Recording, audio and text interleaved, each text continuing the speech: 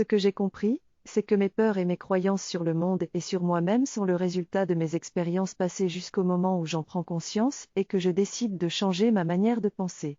Mes souffrances font partie de moi, mais je peux m'en servir pour devenir une meilleure version de moi-même.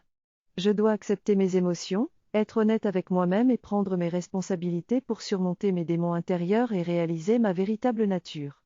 Transformant mes souffrances en expérience, je suis mon propre sauveur et je m'élève à quelque chose de plus grand.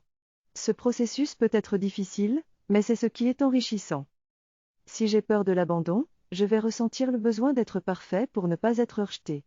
J'aurai constamment besoin de contrôler les choses pour que les gens m'apprécient.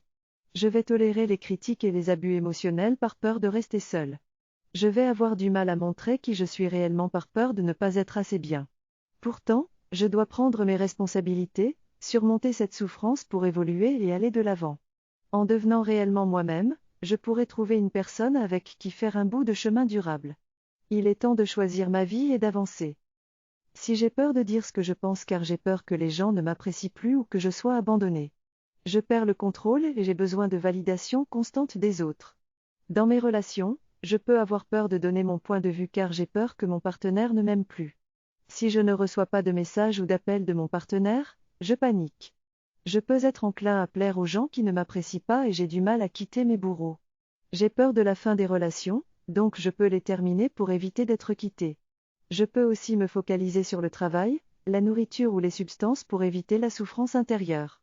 Je n'aime pas être seule et j'ai du mal à supporter les absences, même si elles sont expliquées. Je peux rester dans une relation qui ne me convient pas par peur d'être seule. Si je suis célibataire et que j'ai peur d'être quittée, j'ai peut-être un grand manque de confiance en moi. Je peux avoir des émotions fortes et douloureuses telles que la tristesse, la solitude, la peur et la honte.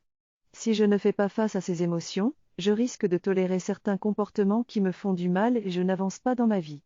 Il est important que j'accepte mes émotions et que je travaille sur moi-même petit à petit, car c'est en surmontant mes peurs et mes souffrances que de nouveaux chemins s'ouvriront à moi. La guérison peut être douloureuse, mais très enrichissante. Je dois affronter mes zones d'ombre pour trouver la lumière.